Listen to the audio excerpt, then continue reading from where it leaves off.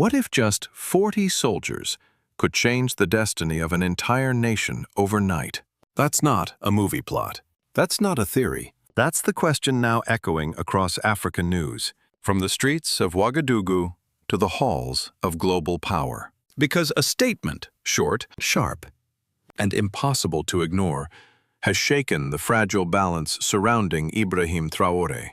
A claim that capturing the leader of Burkina Faso wouldn't require an army, but just 40 men. 40. Now ask yourself this: is that confidence or a warning in a region already walking on the edge of uncertainty? Words like these don't just disappear. They spread, they evolve, they ignite, and sometimes they prepare the ground for something much bigger. Because history has shown us something dangerous. The most powerful moves are not always made with tanks or missiles, but with signals, messages, psychological pressure. And today, many are asking a deeper question. Not just can it happen, but who would benefit if it did, as tensions ripple across West Africa. The name Ibrahim Traoré is no longer just tied to leadership. It is tied to resistance, to change, and perhaps to a growing target. So before we go deeper, I want you to think carefully. Do you trust what you're hearing? Or are we only seeing the surface of something far more calculated? If you believe the truth matters more than headlines, take a moment to subscribe. Because what comes next may change how you see not just Burkina Faso, but the future of Africa itself. And the real question is this just talk? Or is this the first move in a game already in motion? The statement did not arrive quietly. It didn't hide in a report or get buried in a diplomatic briefing. It exploded, raw, unfiltered, and emotionally charged across social media, radio waves, and conversations in markets and military barracks alike. A voice, reportedly linked to circles close to Alassane Ouattara, made a claim that stunned the region. Not a full-scale invasion, not a battalion, just 40 men. 40 soldiers, he suggested, would be enough to capture Ibrahim Traoré.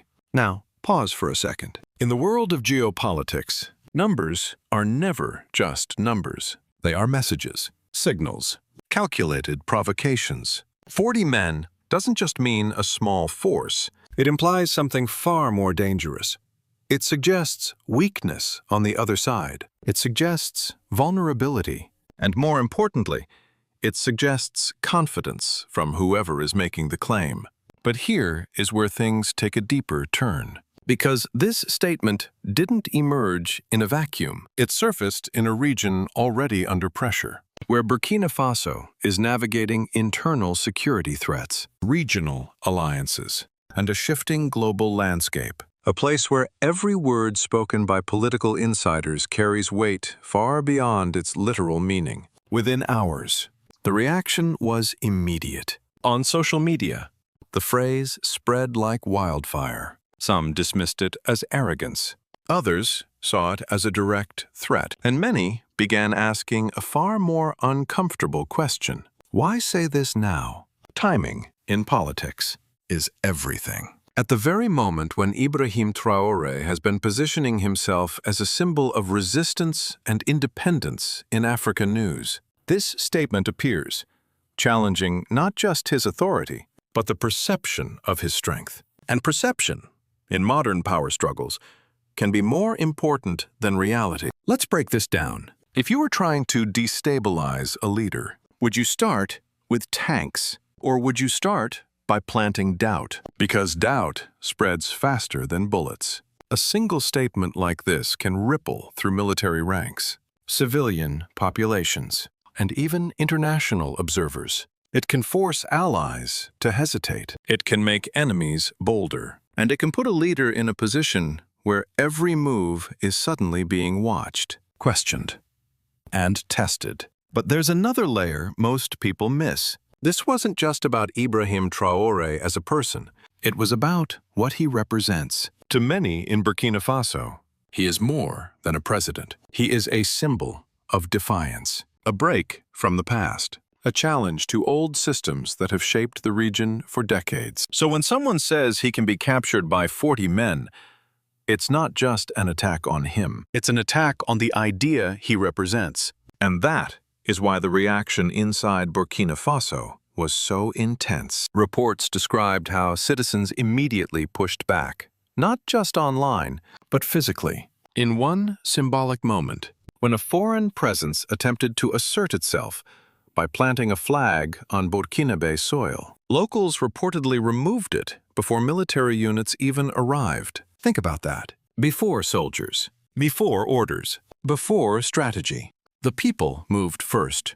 That tells you something critical. This is no longer just a political situation. It is emotional. It is personal. It is national identity being activated in real time. And when that happens, control becomes much harder. Meanwhile, analysts across the region began dissecting the situation from another angle. Some argued this was nothing more than exaggerated rhetoric, a show of bravado meant to provoke reactions and test boundaries. Others warned that even if it started as talk, it could evolve into something far more serious. Because history has a pattern. Conflicts rarely begin with action. They begin with language. Words escalate. Narratives form. Lines are drawn. And before anyone realizes it, the situation has moved beyond control. So the question is no longer whether the statement is true. The real question is this: was it meant to be believed, or was it meant to trigger something? Because if the goal was to ignite tension, to test reactions, to measure how far things could go before breaking, then it may already be working. And now, as the dust begins to settle, one uncomfortable reality remains. This is no longer just a controversial statement in Africa news. It has become a signal. A signal that something beneath the surface is shifting. And the next move may not be just words. So let me ask you directly, is this just noise? Or are we witnessing the opening move of a much larger game? What happens when a single sentence stops being just words and starts becoming a spark? Because that is exactly what unfolded after the claim about capturing Ibrahim Traoré began circulating. The situation didn't stay in the realm of speculation for long. It escalated, emotionally, politically, and psychologically, into something far more volatile. Across Burkina Faso, the reaction wasn't passive. It wasn't quiet. It was immediate and deeply personal. In neighborhoods, on radio shows, in crowded street discussions, one feeling dominated everything else: defiance. Because for many citizens, this wasn't just about a leader being threatened. It felt like an insult directed at the nation itself. And when national pride is triggered, logic often takes a back seat to emotion. Now here's where the situation becomes even more intense. The statement didn't just provoke civilians. It echoed into military psychology as well. Think about it. If you are a soldier and you hear that your commander-in-chief could be taken by a force as small as 40 men, what does that do to your perception? Does it shake confidence? Or does it ignite a need to prove the opposite? This is the invisible battlefield most people never see. Psychological warfare. No bullets, no explosions. Just pressure applied in exactly the right place. And in this case, the pressure point was clear: credibility. Because leadership in times of instability depends on one fragile element: perception of control. The moment that perception is questioned, everything becomes unstable. And that is why reactions didn't stop at anger. They evolved into something else: mobilization. Not necessarily in the form of tanks or troops, but in awareness, in vigilance, in a heightened sense that something might be coming next. Meanwhile, beyond Burkina Faso, the regional atmosphere began to shift. Observers in neighboring countries started paying closer attention. Analysts on television panels dissected every word, every tone, every possible implication of the statement. Some treated it as reckless talk. Others treated it as a calculated signal, a test of how far pressure could be applied without triggering direct confrontation. And then came the comparisons. Quiet at first, then louder. People began referencing past operations around the world where small, highly specialized units carried out high-impact missions. Operations where leadership figures were targeted, removed, or destabilized with precision rather than scale. Now ask yourself something uncomfortable. If history has shown that such operations are possible, why would anyone dismiss this statement completely? That question alone kept the tension alive, because even those who doubted the claim couldn't fully ignore the possibility behind it. And that's the power of uncertainty. It doesn't need proof. It only needs plausibility. At the same time, supporters of Ibrahim Traoré pushed back hard, not just emotionally, but symbolically. Public sentiment began framing him not as a vulnerable target, but as a figure under pressure, precisely because of what he represents.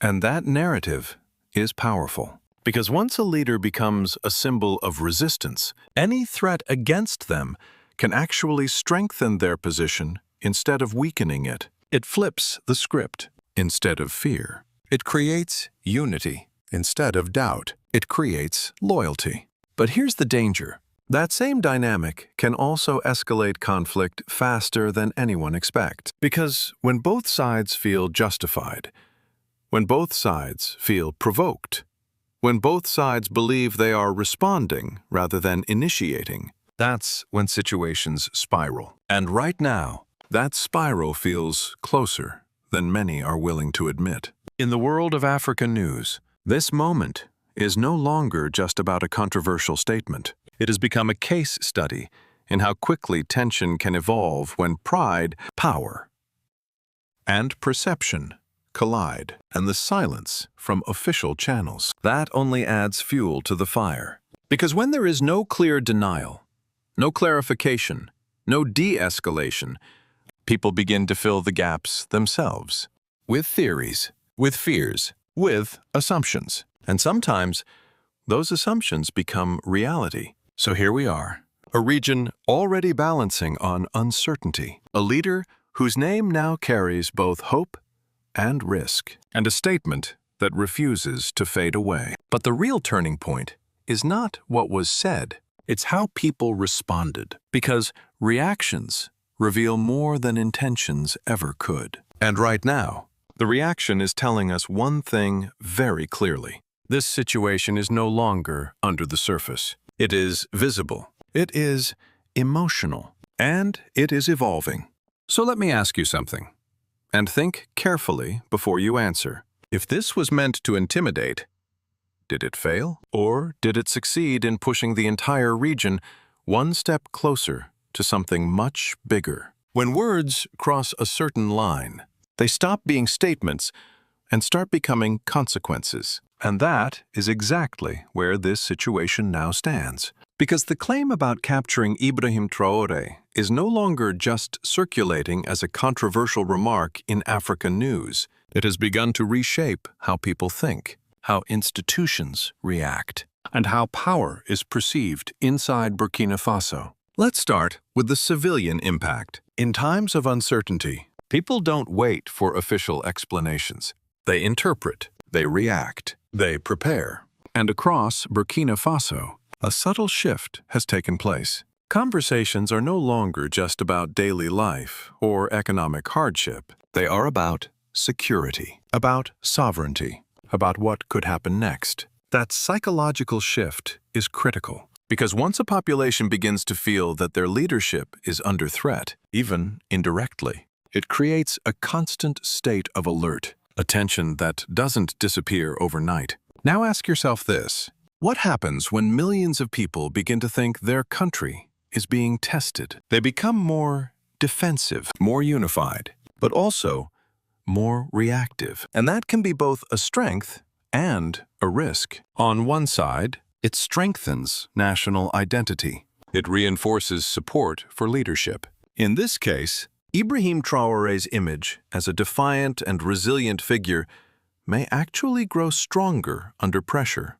But on the other side, it narrows the space for calm decision-making. Because when emotions rise, diplomacy becomes harder. Now let's move to the political layer inside any government. Moments like this trigger internal recalculations. Security protocols tighten. Intelligence assessments intensify. Advisors begin asking difficult questions behind closed doors. Is this just rhetoric? Or is there a real threat behind it?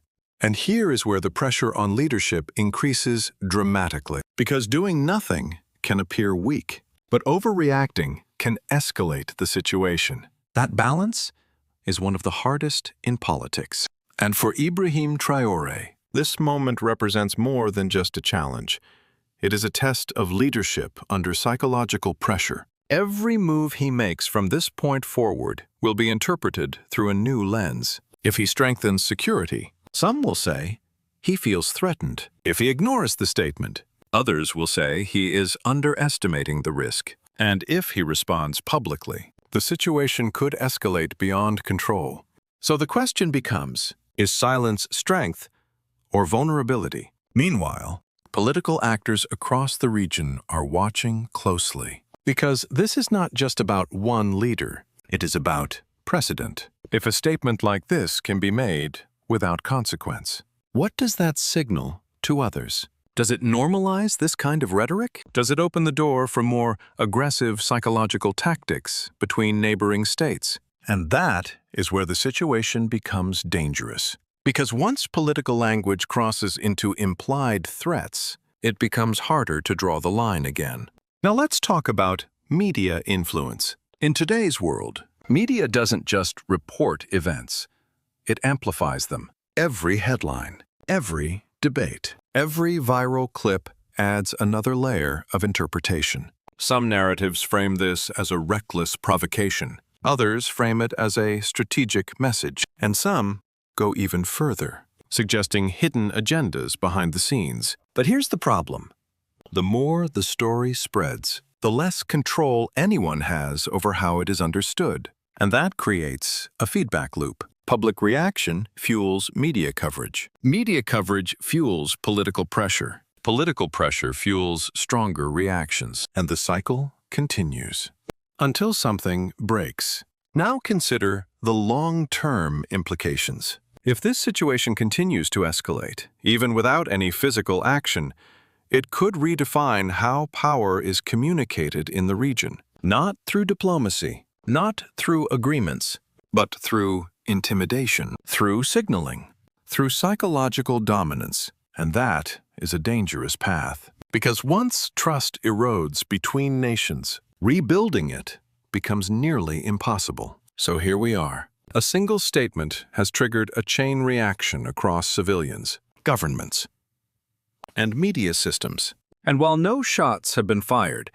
the impact is already being felt. But the most important question is still unanswered. What happens next? Because history shows us that moments like this don't just fade away. They evolve, they transform, and sometimes they become the starting point of something far more serious. So let me leave you with this. When words begin to carry the weight of action, are we still in control of the situation, or has it already begun to control us? What happens in Burkina Faso doesn't stay in Burkina Faso. And that is the part many people outside the region are beginning to realize. Because this situation, sparked by a single statement about Ibrahim Traoré, is not just a national issue anymore. It is a ripple moving across West Africa and quietly reaching global attention through African news networks and geopolitical observers. Let's zoom out. West Africa, especially the Sahel region, is not just another part of the world. It is a strategic corridor, rich in resources, fragile in stability, and deeply connected to global power interests. So when tension rises here, it doesn't just create local concern. It triggers international calculation. Neighboring countries are now watching closely. Because if rhetoric like this escalates, even without direct conflict, it could shift the balance of trust between states. Alliances that once appeared stable may begin to feel uncertain. Leaders may start questioning not just external threats, but intentions within the region itself. And once that doubt enters the equation, cooperation becomes fragile. Now, consider the broader geopolitical layer. Global powers have long maintained interests in this region, whether economic, military, or strategic. From natural resources to counter-terrorism operations, the Sahel has been a focal point for international engagement for years. So when a situation like this emerges, it raises a quiet but critical question in global circles. Is this instability or opportunity? Because in geopolitics, moments of tension often attract external influence. Some actors may push for de-escalation. Others may see a chance to expand influence, build new alliances, or reshape existing ones. And that is where things become even more complex. Because the narrative around Ibrahim Traoré is already tied to broader themes: sovereignty, independence, and a shift away from traditional power structures. That makes any perceived threat against him more than just a regional issue. It becomes symbolic, a test case. If pressure works here, it could be applied elsewhere. If it fails, it could inspire others. And that is why this moment matters far beyond Burkina Faso. Now let's talk about perception at the global level. In international media, stories like this often get simplified, reduced to headlines, stripped of context. But behind those headlines, analysts are asking deeper questions. What does this signal about regional stability? How strong is the current leadership structure? And perhaps most importantly, is the region moving toward greater independence or deeper fragmentation? Because both paths carry global consequences. Instability in the Sahel can impact migration flows toward Europe. It can affect global supply chains tied to natural resources. It can reshape military strategies for nations with interests in Africa. So when a statement suggests that a sitting leader could be captured by a small force, it doesn't just raise eyebrows, it raises alarms, even if no action follows. Because perception alone can influence decisions made thousands of miles away. Now, here's the deeper layer. This situation is also testing something invisible but powerful: narrative control. Who defines what is happening? Is it a reckless comment, a strategic warning, or part of a larger, unspoken shift in how power is being communicated in the modern world? Because the answer to that question will shape how both regional and global actors respond. And once narratives solidify, they are very hard to change. So where does that leave us? We are looking at a moment where local tension intersects with global interest, where a single statement has opened multiple paths: diplomatic, strategic, and psychological. And none of those paths are fully predictable. But one thing is clear: the world is watching, closely, carefully, and perhaps with its own intentions. So let me ask you this: if instability spreads from one nation to an entire region, who is prepared for the consequences? And more importantly, who is already positioning themselves to benefit from it? At this point, the question is no longer what was said. The real question is, what happens next? Because moments like this, where tension rises without a single shot fired, are often the most unpredictable. They sit in that dangerous space between peace and conflict, where every move carries weight and every misstep carries consequences. For Ibrahim Traoré, the road ahead is not just about leadership. It is about navigation. Navigating pressure without showing weakness, responding without escalating, holding control while the world watches for any sign of instability. And that is a narrow path. One possible scenario is de-escalation. Silence from all sides. No further statements. No actions. The situation slowly fades from headlines, becoming just another moment in the fast-moving cycle of African news. But here's the problem. Silence does not erase perception, even if nothing happens. The idea has already been planted. The doubt, the tension, the awareness. It doesn't simply disappear. And that means the impact lingers beneath the surface. More statements. More. And history shows us that when words escalate, actions often follow. Not immediately, but eventually. Because once lines are drawn publicly, backing down becomes harder. Then there is the third and most complex scenario: strategic repositioning. Behind closed doors, alliances shift. Security measures increase.